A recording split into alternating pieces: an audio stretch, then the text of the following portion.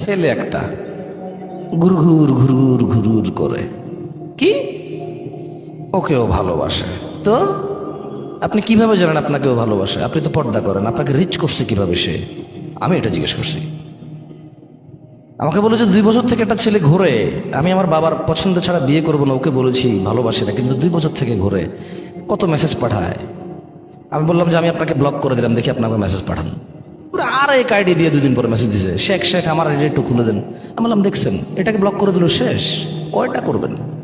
একটা ছেলে, আপনি খুব ধার্মিক মহিলা, আপনাকে একটা ছেলে 2 বছর থেকে অ্যাপ্রোচ করে, আপনি খুব ধার্মিক আল্লাহ ভীরু, কিন্তু ওই ছেলে আপনার সাথে কথা বলার সুযোগ আপনি রাখছেন। আর একটা ছেলে আপনার ফেসবুক আইডি জানে, জানতে হবে কেন? আচ্ছা জেনে গেল, ঠিক আছে, বান্ধবীর থেকে জেনে গেছে, তো ও প্রেমের প্রস্তাব দিচ্ছে। আচ্ছা বুঝছি, ওর কাছে সুযোগ ছিল, ও দিচ্ছে, আমি তো করবো না। আমি করবো না তো আমার সাথে করতে পারতেছে না প্রেম। আমি যদি না চাই যে আমাকে মেসেজ করবে না, তাহলে ওইটাও পারবে না।